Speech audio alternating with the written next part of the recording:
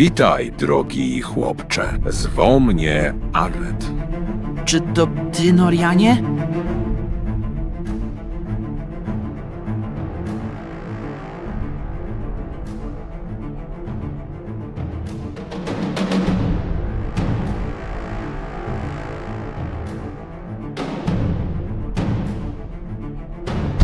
To Torgant, Arsimie, Teo, uciekajcie! Już! O nie, Arlecie!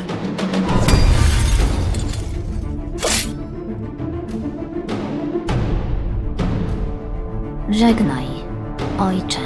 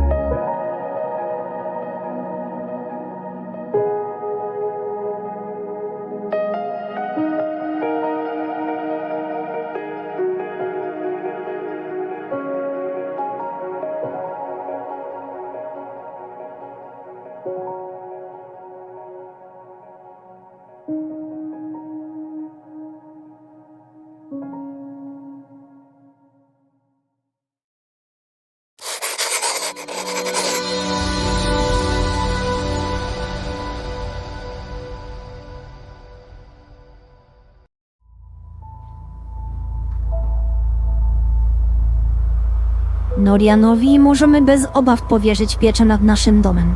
Mój ojciec, podobnie jak ja twoje, prześwietlił jego serce i stwierdził, że jest czyste, choć pełne trosk. Jesteście do siebie obaj bardzo podobni. Zresztą przecież darzysz go sympatią i szacunkiem już od najmłodszych lat. To bardzo odpowiedzialny człowiek. Ja widziałabym w nim króla, chociaż ma już swoje latka. Zgadzam się z tobą, Teo. Norian to wyjątkowy człowiek. Można mu zaufać. Nie zdradzi dla nas tak ważnej tajemnicy. Prędzej zginie torturowany, niż wyjawi sekret Wrihamu. Ja także uważam, że dobrze zrobiliśmy, zostawiając go na wyspie. Będzie mieszkał w tym samym miejscu, co twój ojciec, więc przestrzeni do urządzenia sobie lokum będzie miał pod dostatkiem. Wolałbym jednak, żeby Arlet żył. Na początku się go bałem, ale później strach ustąpił miejsca podziwowi i szacunkowi. Naprawdę go polubiłem. To w sumie dzięki jego staraniom, no i oczywiście Edei, twojej matki, smoczy ród nie wygasł zupełnie, a ja mogłem spotkać ciebie na swojej drodze. Jeszcze się zemszczę za te dwie wielkie straty i za każde smocze życie, które nagle się zakończyło, choć mogło trwać tysiące lat.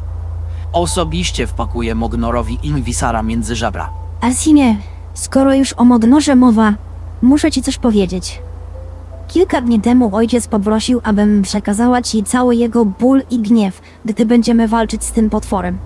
Prosił, abyśmy sprawili, by ten paskudny czarnoksiężnik cierpiał o wiele bardziej niż wszystkie smoki, które zgładził. O to nie trzeba mnie wcale prosić. Nie widzę najmniejszego powodu, dla którego miałoby być inaczej. Ręka mnie już świerzbi do walki. Krew się we mnie gotuje na myśl, że jeszcze nie jesteśmy gotowi, by stanąć mu naprzeciw. Najchętniej to od razu bym tam poleciał i posłał go do wszystkich diabłów. Nawet jeśli jest tak potężny, jak wszyscy twierdzą, nie zawaham się. Jeśli odetnie mi prawą rękę, będę cię bronić lewą. Jeśli odetnie obie, zasłonię cię własnym ciałem. Nie pozwolę, by stała ci się jakakolwiek krzywda.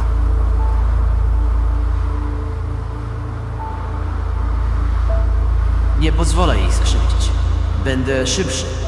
Nawet jeśli nie dam rady odbić ciosu miecza wroga, zasłonię ją własnym ciałem. To nic, że zginę, ale ocalając ją, ocalę wszystko, co dla mnie najcenniejsze. Ona jest naszą ostatnią nadzieją. Moją nadzieją.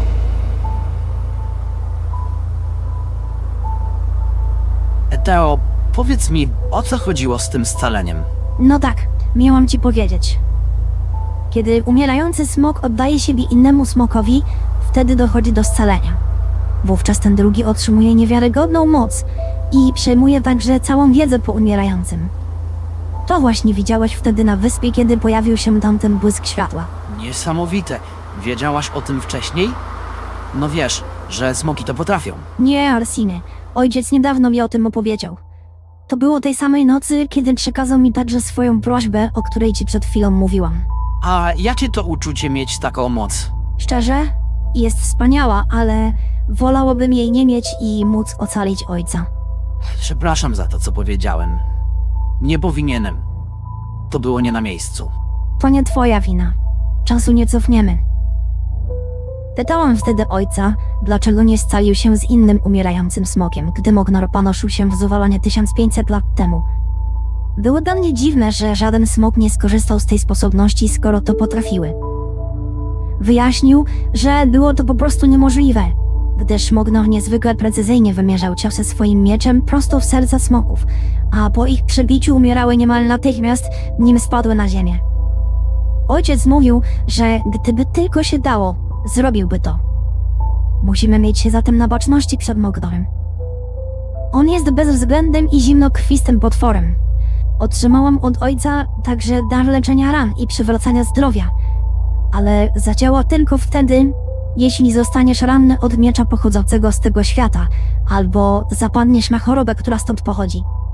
Jeżeli Mognor cię zrani, nic nie zdołam zrobić. Musimy być czujni i rozważni, jeśli chcemy go pokonać. A wiesz, co mnie teraz trapi? Żałuję, że nie przejrzałem zamiarów tego Torgata. Mogłem się na niego od razu rzucić. Wtedy być może zdołałbym uratować twojego ojca. Czuję się z tym beznadziejnie. Moja porywczość mogłaby wtedy ocalić Arreda. Nie, Alcinie. Mógłbyś zginąć. To ja powinnam być szybsza. Ale nic już nie da się zrobić.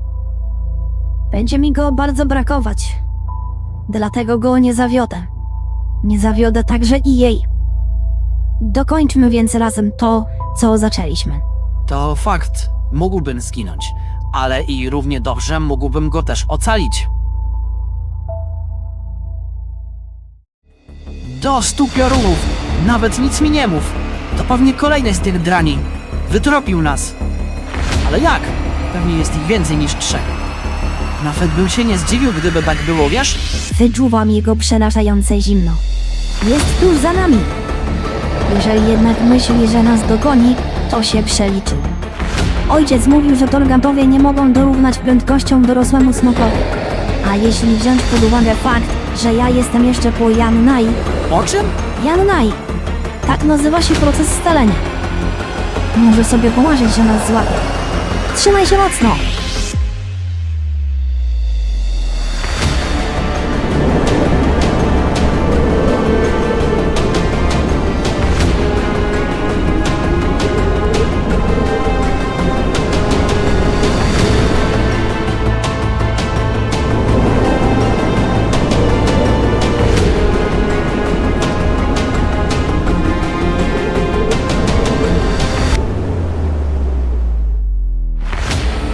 Jesteś niesamowita. O, Jarsimie, zawstydzasz mnie.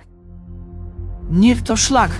Teo, Wizytówką Torgata są ciemnofioletowe chmury, co nie? No tak, a co? Przypomniało mi się coś. Zanim wyruszyłem w drogę, w Aneonie działy się bardzo dziwne rzeczy. Zaczęło się od tego, że idąc do karczmy przyjaciela, znalazłem martwego człowieka przeszytego mieczem, ale całego fioletowego na twarzy. Później okazało się, że w innym miejscu doszło do podobnego ataku. Podejrzewano, że w Drassilonie grasuje jakiś zabójca. Ludzie także widzieli wtedy, jak pociemniało niebo. Myślisz, że za tymi atakami stoi Torgat? To wyjaśniałoby otrucie. Po przeszyciu nieszczęśnika mieczem ten wykrwawia się i zmienia mu się kolor skóry, bo ostrze Torgata jest zatrute. Sądzę, że możesz mieć rację. Chyba, że Mognor ma jeszcze inne paskudztwa, które w ten sposób zaznaczają swoją obecność, a o których nie mamy jeszcze pojęcia. My znamy tylko Torgata.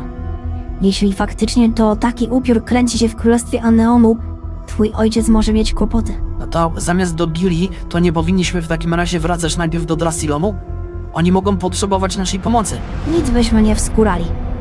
Musimy najpierw nauczyć się porządnie walczyć. Sam widzisz. Stale tylko uciekamy i chowamy się przed wrogiem. Jestem jednak dobrej myśli, że sobie poradzą. Skoro Norian szybko rozpracował sztuczki tego piłkarstwa, to sądzę, że ludzie twojego ojca również to zrobią. Zaufaj mi. I ufam ci, Teo, ale o nich też się martwię. Teo, wyląduj tu, bo czuję, że się zmęczyłaś. Odpocznijmy trochę. Tak? A ty? Niby skąd to wiesz? Słyszę, jak dyszysz. W porządku. Niech ci będzie. Wypatrujmy jednak Torgatów. Tutaj nie jest zbyt bezpiecznie, ale nie ma za bardzo innego miejsca na postój do wyboru. Wiem, ale ja sobie przez całą drogę wygodnie siedziałem, a ty musiałaś przez ten cały czas machać skrzydłami. Zróbmy tak, że wylądujemy... o tam.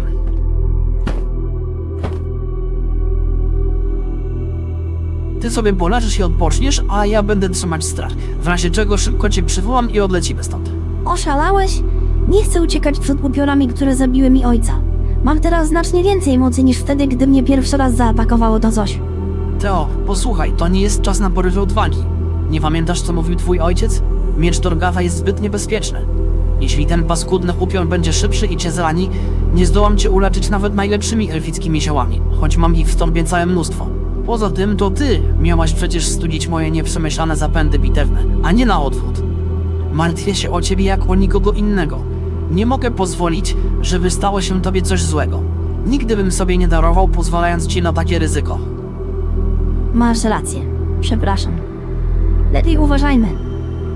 Jak tylko dostrzeżesz coś niepokojącego, to odlatujemy. Zgoda? Tak, jasne. Ale natychmiast.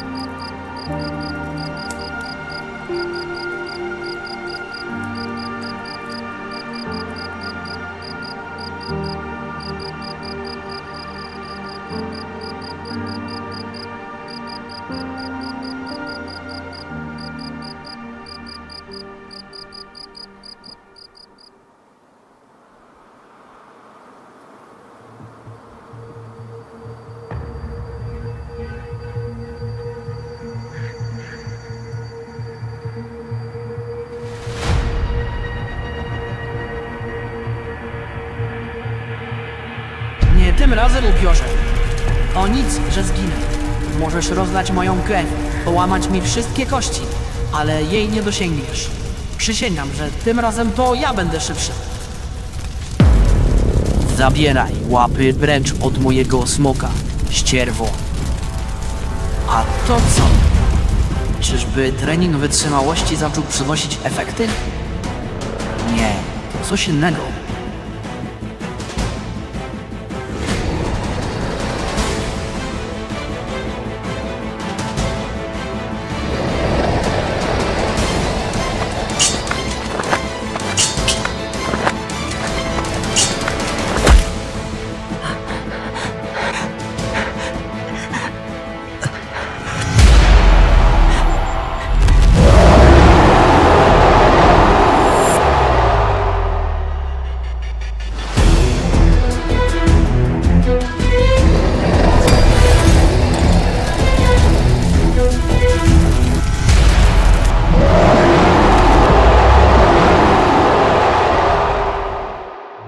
Jestem ogniem. Jestem płomieniem. Jestem osiągającym światłem przynoszącym zgubę ciemności Twego Pana.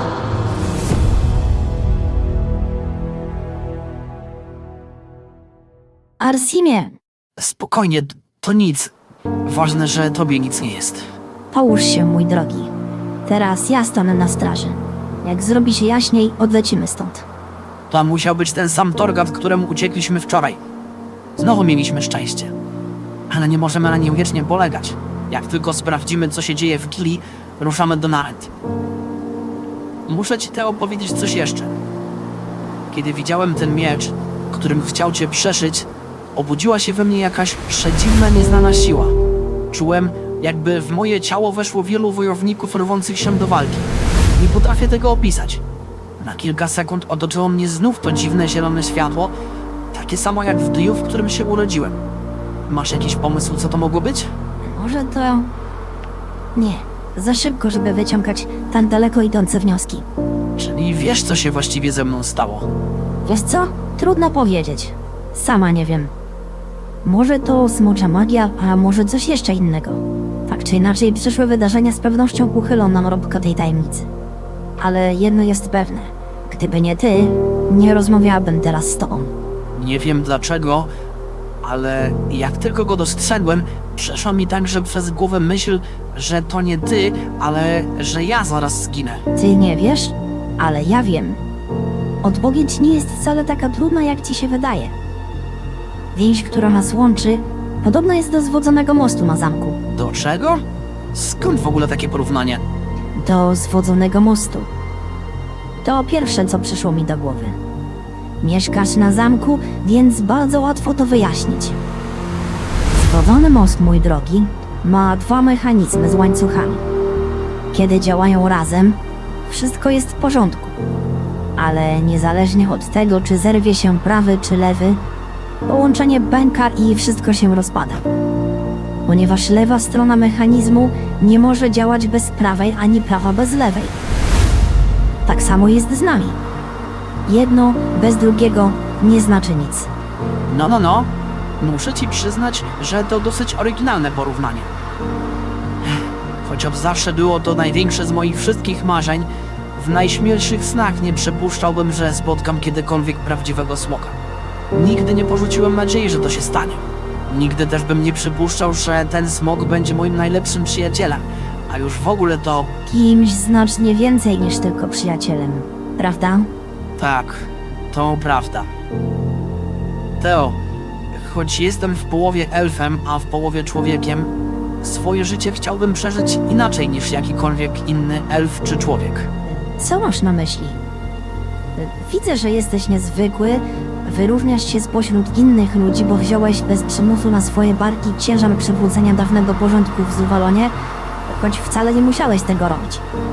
Powszechne to zbytnio na pewno nie jest, ale chyba nie o to chodzi, co? Nie o to. Co ci krąży po głowie, Arsinie? Znam twoje myśli. Tę jednak ukrywasz przede mną w sekrecie i nie mogę do niej nijak dotrzeć.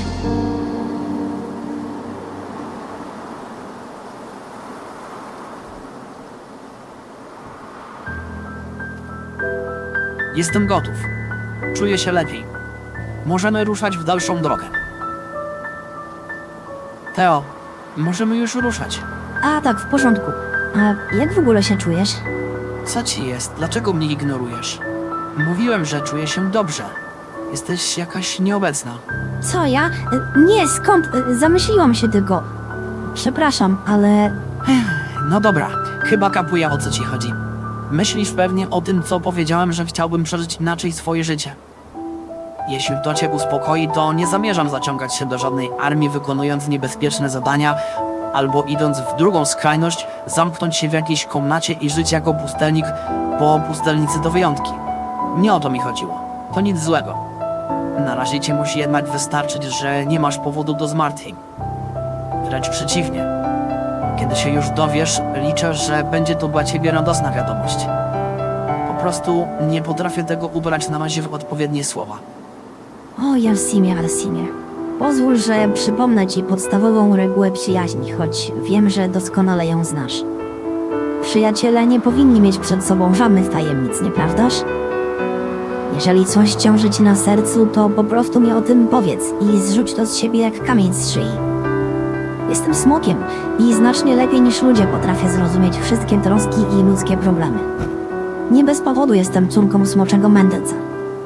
Proszę, powiedz mi, inaczej nigdzie nie lecimy. No dobrze, ale obiecasz, że nie będziesz się na mnie za to gniewać? No pewnie. Obiecuję. W porządku. Wiem, że nie powinienem ukrywać przed tobą żadnych myśli, tylko nie wiem, jak mam ci to powiedzieć i od czego w ogóle mam zacząć. Nie musisz. Sama to zobaczę, jeżeli mi pozwolisz.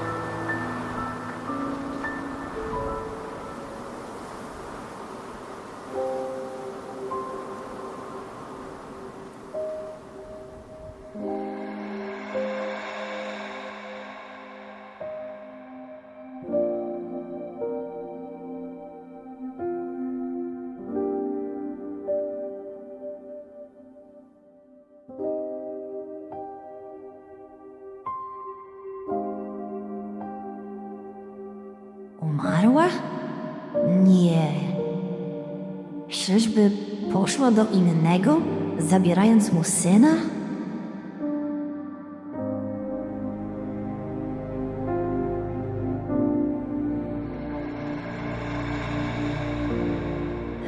Wybacz, Alcimie, to było bardzo dziwne i zarazem smutne, co zobaczyłam, ale chociaż widziałam twoje myśli, nie rozumiem, o co tu chodzi. Ludzie zakładają rodziny, żenią się, za mąż wychodzą i mają potomstwo. Taka kolej rzeczy.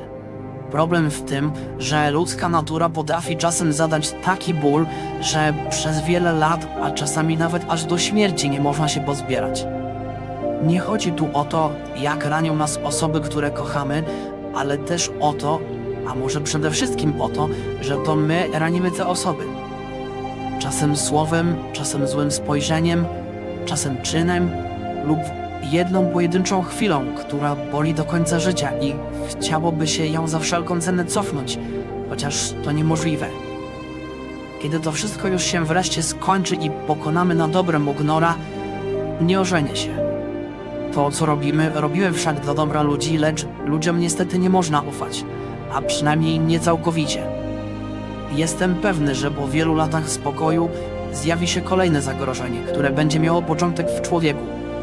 Pokładanie nadziei w ludziach to nie jest dobra droga. Prędzej czy później przynosi to zgubne skutki. Dlatego potrzeba nam smoków. Gdyby nie smoczy mędrcy, których nazwano właśnie tak dlatego, że nie mieli tych słabości co ludzie, pokój nigdy by nie nastał aż do dzisiaj, o ile sami byśmy się wcześniej nie pozabijali.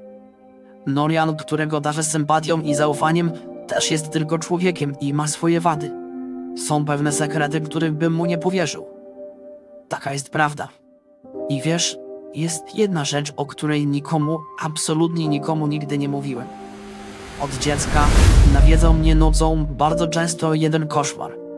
Spadałem z wysokiej wieży, a na jej szczycie stali ludzie, których znałem i ceniłem. Wyglądali, jakby czekali na mój upadek. Któryś z nich zawsze mnie z niej zrzucał, ale nigdy nie spadłem. Niech zgadnę. Bo budziłeś się tuż przed dotknięciem ziemi? To by było zbyt proste. Zawsze nadatywał smok i mnie ratował. Był błękitny, majestatyczny i jako jedyny mnie ocalił, podczas gdy inni życzyli mi śmierci. Do niedawna nie potrafiłem wyjaśnić znaczenia tego snu, ale teraz już chyba wiem, kim on był. Przepraszam, Alcimie, ale dalej nie rozumiem, co to ma wspólnego z tym, co mówiłeś na początku. No dobrze, powiem to wprost. Chciałbym zamieszkać na wyspie Wriham razem z tobą, aż wypełnią się wszystkie dni mego istnienia. Chociaż dzieli nas to, że oboje należymy do różnych ras, to ty jedyna mnie rozumiesz. Wiem, że tylko tobie mogę całkowicie zaufać bez obaw, że mnie się kiedyś wyrzekniesz, porzucisz, zdradzisz lub obrócisz przeciw mnie. Wiara w tak nierozerwalną więź jest znacznie więcej warta niż jakakolwiek ludzka obietnica. I to cię przez cały czas gnębiło, mój drogi Alcimie? Tak, ale nie gniewaj się, proszę. Zrozumiem, jeśli powiesz, że... Nic nie powiem, tylko się zgodzę. Inaczej nie mogłabym postąpić. A dlaczego? Bo taka osoba jak ty rodzi się raz na tysiące lat. Nigdy nie będę żałować tego, że oddałam ci swój medalion i złączyłam swój los z twoim. Czekałam wiele setek lat na kogoś takiego jak ty, mój drogi Alcimie. Wiem, że sądziłeś, iż powiem, że będę smoczym mędrcem i ciężko byłoby ci dać mi odejść, ale tego nie zrobię. Przyrzekłam, a smoki nigdy nie łamią złożonych obietnic, a także nie ranią tych, których obdarzyły tak niezwykłym darem. Niech nigdy nie przyjdzie ci na myśl, że któregoś dnia odejdę. Zostanę i na pewno nie tylko przez wzgląd na tę przysięgę. No to jak? Ulżyło ci w końcu? Tak. Bardzo. Ale wiesz, że znowu mnie zawiodłeś? Tak, już to do mnie dotarło. Jestem żywym przykładem tego, że wszystkie dwunożne rasy, nawet elfowie, popełniają wciąż te same błędy, zamiast się na nich uczyć. Taka nasza słaba natura. Chcę uratować nasz świat, ale jakoś bardziej zależy mi na smokach niż na ludziach czy elfach. A to nie trochę egoistyczne z twojej strony? Wiesz co, być może, ale kiedyś na jednej z lekcji filozofii mój nauczyciel powiedział, że nawet najtwardszą skałę szybciej zniszczy kamieniarz, aniżeli woda i wiatr. Wiesz, o co mi chodzi? Doskonale zrozumiałam przekaz. Kimkolwiek nie był ten nauczyciel, cechowała go z pewnością wielka mądrość. To zdanie można interpretować jako metaforę tego, że najbardziej trwałe i głębokie rany emocjonalne zazwyczaj nie powstają przez nagłe, przypadkowe sytuacje, takie jak właśnie wiatr i woda, ale przez celowe, przemyślane działania kogoś bliskiego, tutaj reprezentowane przez kamieniarza. I tak jak kamieniarz z precyzją uderza w skałę, tak słowa lub czyny kogoś, kto nas dobrze zna, mogą dotrzeć do naszych najwrażliwszych miejsc i zostawić trwały ślad. To przypomina, że celowe i świadome działania mają największą siłę niszczącą niż czynniki losowe. Ja kamieniarzem nie zamierzam na pewno zostać w tym kontekście. Zaufaj mi. No dobrze, skoro już wszystko sobie wyjaśniliśmy, lećmy, bo ktoś może potrzebować naszej pomocy w gilii. I lepiej, żebyśmy zdążyli na czas.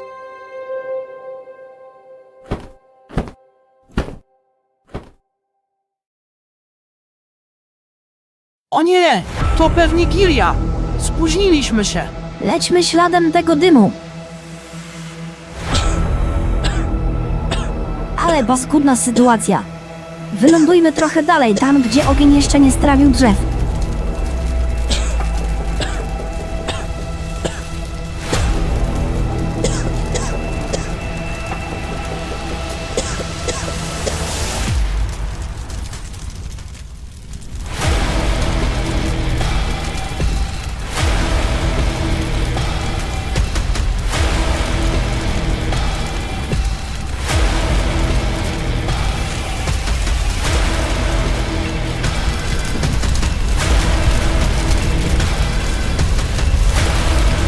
Na pomoc!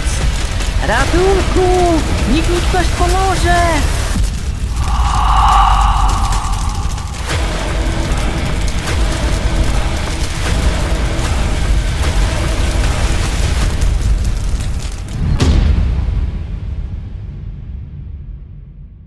Gdzie jesteś? Uratujemy cię! Tutaj! W najwyżej położonym domu! Zaraz cię wyciągniemy! Pozwól, że ja to zrobię. Dziękuję wam za ocalenie. Skąd się tu w ogóle wzięliście? To długa historia. Gdyby nie wy, zginąłbym pewnie w zgliszczach tego domu. Przepraszam, spóźniliśmy się, choć chcieliśmy tu dotrzeć jak najszybciej. To i tak cud, że tu jesteście. Niestety, jak widzicie, tylko ja przeżyłem. To, co się tu działo kilka godzin temu, nie chciałbym tego przechodzić nigdy raz jeszcze. Już dobrze, nasz mały przyjacielu. Zaraz będziesz jak nowy.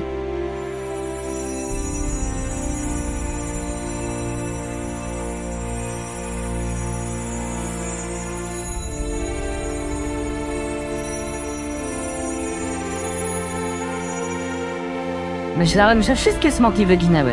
Skąd wy się tu w ogóle wzięliście? No dobrze, ale wszystko po kolei. Powiedz nam przede wszystkim, jak ci na imię. A potem opowiedz, co tu się dokładnie stało, bo bardzo mnie to ciekawi. Na początek to pozwól, że się przedstawię. Ja jestem Arsim, a to jest Thea. Czy ja dobrze słyszałem? Arsim? Ten Arsim, syn króla Borina? Co za niezwykły zbieg okoliczności. To wielki zaszczyt móc cię poznać. Tak, to ja. Czcigodny Nesterin jest moim dziadkiem, ale błagam, nie zwracaj się do mnie z żadnymi honorami. Mów mi po prostu Arsim. Dobrze, Arsimie. Ja nazywam się Lunis. Mieszkam w tej wiosce od urodzenia, a raczej mieszkałem do dzisiaj.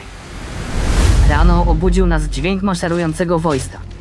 Nikt nie zwracał na to uwagi. Ostatnio często w pobliżu gildii maszerują oddziały z Anneonu i Laeszy, idące w stronę rzeki na front. Nic nie mogło nas przygotować jednak na to, co usłyszeliśmy później. W pewnej chwili odezwał się złowrogi głos, donośny tak bardzo, że wszystkie ptaki zamieszkujące w tym lesie odleciały we wszystkie strony. Jego słowa brzmiały mniej więcej tak. Wy, durni wieśniacy, wiem, że przechowujecie tu jajo smoka.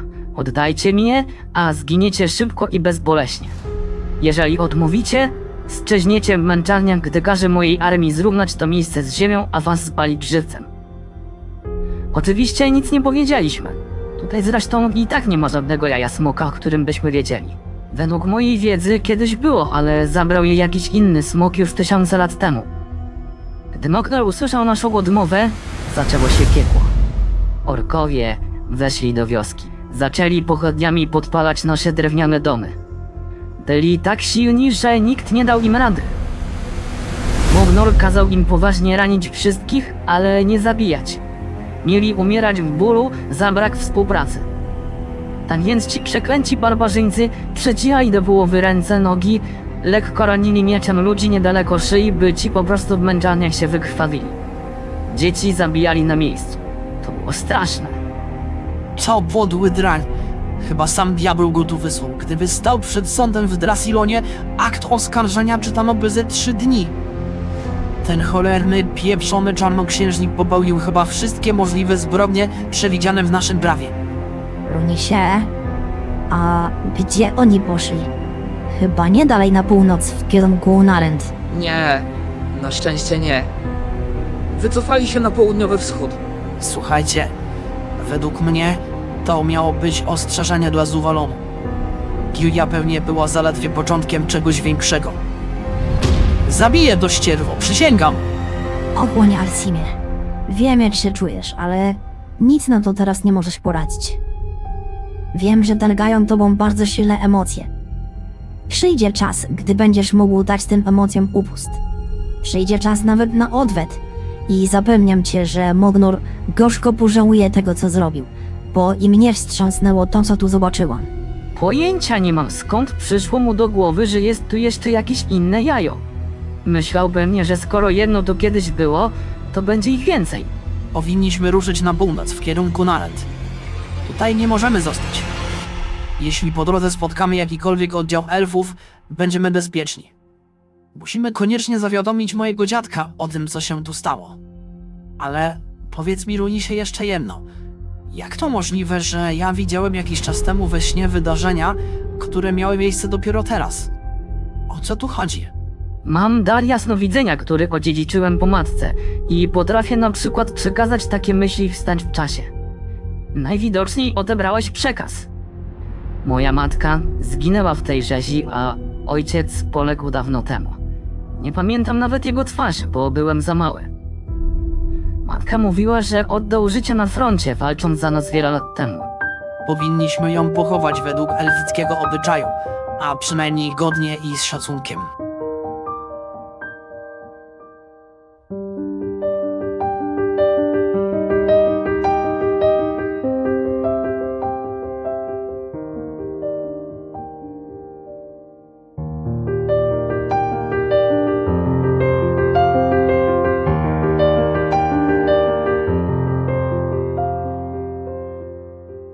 Dobrze.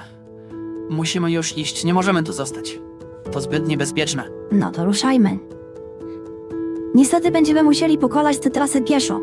Jak dla mnie nie mam problemu, żeby was obu unieść w locie i szybciej dotrzeć na miejsce, ale wolałabym nie ryzykować spotkania z kolejnym torgatem. Masz rację, chodźmy. Zaraz, a co ze mną? Ja nie mam już i tak do czego wracać, więc jeżeli mi pozwolicie, to pójdę razem z wami. Będę czuł się bezpieczniej w waszym towarzystwie niż samemu. Opowiem o wszystkim czcigodnemu Nastarinowi. Znając go, szybko każe odbudować wioskę, tylko po co ją odbudowywać, skoro tak nikt do niej nie wróci, bo wszyscy zginęli. Nie martw się, Lunisie. Dołożymy starań, by pokonać wroga. Ja też zawdzięczam mu bolesną stratę. Bardzo bolesną i osobistą stratę. Lumisie, powiedziałeś wcześniej, że wróg szukał tutaj smoczego jaja. Tak ci onkowie mieli cel? Jesteś tego absolutnie pewien? No tak właśnie powiedzieli. Teo, a pamiętasz słowa twojego ojca? Chyba miał rację. Oni naprawdę szukają tutaj smoczych jaj. Z jednej strony mnie to cieszy, bo jest nadzieja, ale z drugiej strony też niepokoi. Oby nic nie znaleźli, jeżeli rzeczywiście gdzieś takowe są. O rany, co za wspaniałe miejsce. Tu jest przepięknie. Nie to co ta puszcza Eslomor, w której nie dało się normalnie oddychać. Ten było duszno i parno. Ten las to zupełnie inna bajka. Jest cudowny, mimo że już późna jesień lub raczej prawie zima. To zasługa wszystkich elfów. Kochają ten las i dbają o niego podobnie jak wy ludzie pielęgnujecie swoje ogródki. Każde drzewo otaczane jest wyjątkową opieką. Kiedy dotrzemy do Narend, zrozumiecie, co znaczy być jednością z przyrodą. Puszcza Eslomor nie zawsze taka była. Przecież już o tym wiesz, Arsimie. W czasach smoczych mędrców była równie piękna, a może i piękniejsza niż ten las. Brak smoków nawet w przyrodzie jest wyraźnie widoczny. Elfowie naprawdę znają się na sztuce. Przecież to istne arcydzieło. Arcydzieło opowiadasz. Jeżeli ten prymitywnie wyglądający most nazywasz arcydziełem, to jestem ciekaw, co powiesz, jak zobaczysz miasto wzniesione wokół 3 wodospadów. Co? 3 wodospadów? Nawet nie potrafię sobie tego wyobrazić. No, normalnie padniesz z wrażenia, jak tylko je zobaczysz. Jest takie jezioro, do którego wpadają 3 rzeki. Znajduje się niżej niż poziom wody w tych rzekach, więc mamy wodospady. Po środku jeziora na ogromnej skale wznosi się wielkie miasto Narend, otoczone wysokim murem i wieżami strażniczymi. Coś wspaniałego. Sądząc po twoim opisie, pewnie zanimówię z wrażenia, gdy je zobaczę. Nie mogę się już doczekać. Nigdy nie byłem w Narend, choć czcigodny Nestarin, mój dziadek, często bywał u nas w Drasilonie. Czym się zajmowali mieszkańcy Gilii? Z czego żyli? Zbieraliśmy owoce leśne takie jak jagody czy borówki oraz zioła takie jak gemras leczący wzrok, odes wspomagający sen, anyd na oparzenia, inne dobroczynne dla zdrowia rośliny. Zioła ostil nigdy tu nie mieliśmy, bo rośnie tylko w okolicach Narend. Pozostałe sprzedawaliśmy na targu w stolicy albo bezpośrednio kupcom, którzy dystrybuowali je dalej na północ aż do Drasilo. I chociaż nie wystarczyłoby to nam na utrzymanie, to czcigodny Nestarin w zamian za wzięcie do swojej armii na stałe kilkunastu dorosłych mężczyzn dał im spory żołd, a nas wszystkich zwolnił z podatku. Jest naprawdę wspaniałomyślny.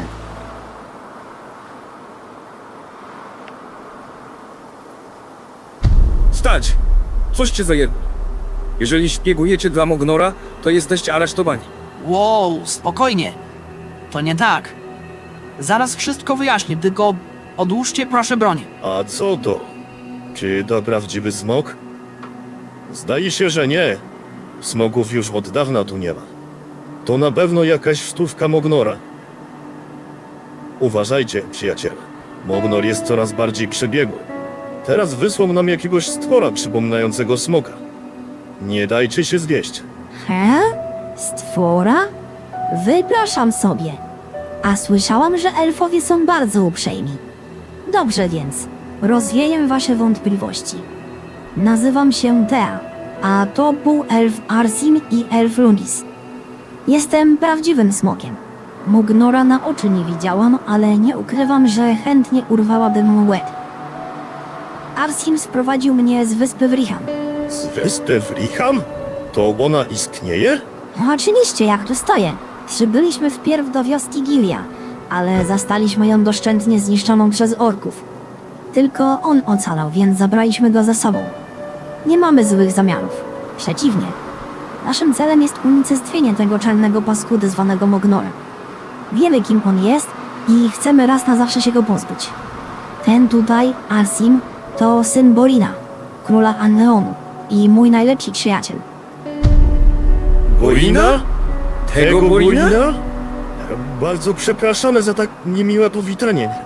Dlaczego kierujecie się do Narend? Chcemy spotkać się z jego królewską mością, czcigodnym Nesterinem. W takim razie nie zatrzymujemy was. Do Narend dojdziecie tędy. Jeszcze raz bardzo przepraszamy.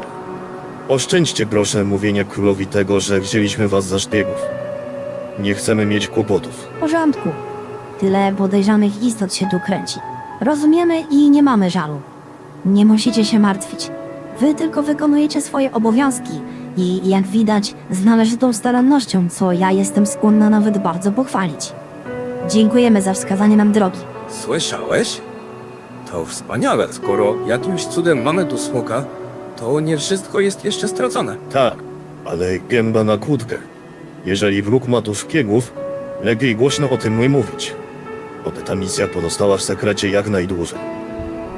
A wy lepiej idźcie piechotą. Dobrze radzę. Mamy co prawda w lesie sporo dobrze uzbrojonych oddziałów, ale przed latającymi zjawami was nie obronimy. One przemykają po cichu na takich wysokościach, że nasze strzały po prostu ich nie sięgają. Jeśli na nie natraficie, wszystko przepadnie.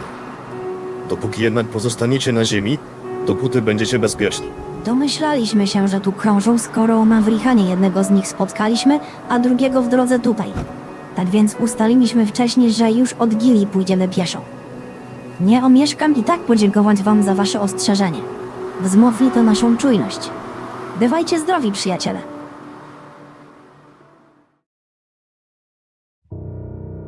Teo, spójrz.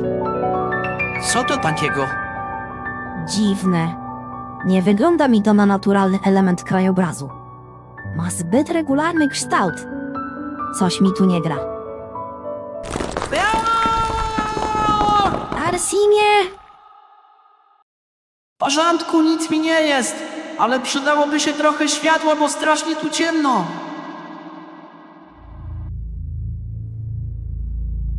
A to ci dopiero. Po co ktoś zbudował taką wnękę? Przecież tylko krasnoludy zamieszkują jaskinie i kopią tunele. Elfowie tego nie robią. Wiecie co? Lepiej uważać. To może nie być dzieło elfów.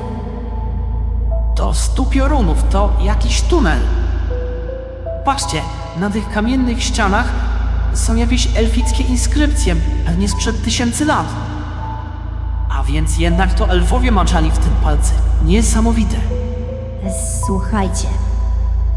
Chyba wiem, co to jest. To musi być na pewno jakiś schron elfów, zbudowany w obawie przed Mognorem.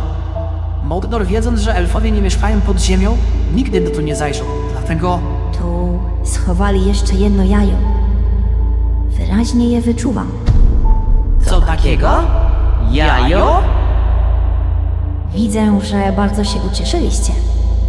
Chodźmy dalej. Niebawem je znajdziemy.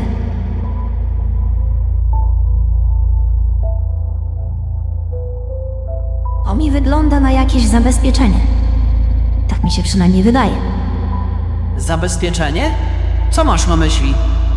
Zastanów się chwilę. Gdyby Mognor albo jakiś jego pokraczny stwór znaleźli jakimś cudem wejście do tego tunelu, to musieliby jeszcze się przebić przez ten labirynt. Na ścianach widnieją jakieś elfickie inskrypcje, więc jeśli jest się elfem, to bez problemu można tutaj się poruszać i nawigować. Mognor nie zna elfickiego języka i myślę, że po to tak to zaprojektowali. Niesamowite. Ludisie, jesteś 100% elfem. Na pewno wiesz, co tu jest napisane. No tak. Na każdym rozwidleniu jest napisane, dokąd prowadzi droga. Zaraz. Na korony królów! Widzę, że starożytni elfowie przewidzieli nawet i to. Co przewidzieli? Powiedziałeś to tak, jakby te elfickie runy zrobiły na tobie wielkie wrażenie. Niebywałe. Zobaczcie. Każda z tych dróg dokądś prowadzi. Tylko jedna z nich jest właściwa. Nawet gdyby Mognor nie znał elfickiego, domyśliłby się, którędy iść, jeśli byłoby napisane na 2 światłych uliczkach to samo. Na logikę każdy by tak zrobił, ale elfowie to przewidzieli. Napisali nad każdym wejściem coś innego. Już wam to tłumaczę. Pierwsza ścieżka to Ruit Inasis, co oznacza drogę zatracenia. Druga to Ruit Belmono, czyli droga zamknięta. A trzecia to Ruit Valris, co w waszym języku oznacza drogę bezpieczną. Jednym słowem wybieramy trzecią. To bardzo ciekawe, ale według mnie elfowie zapewne sami na to nie wpadli. Myślę, że to dzieło smoczych mędrców.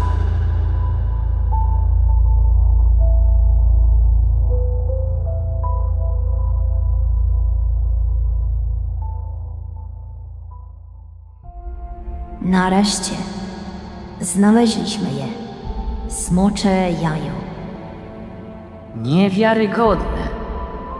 To normalnie cud, że Mognor nie znalazł go po tylu latach węszenia.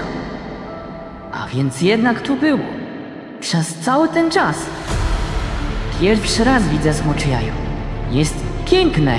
No dobrze, ale skoro szliśmy właściwą drogą, gdzie jest wyjście? Musimy cofnąć się aż do początku?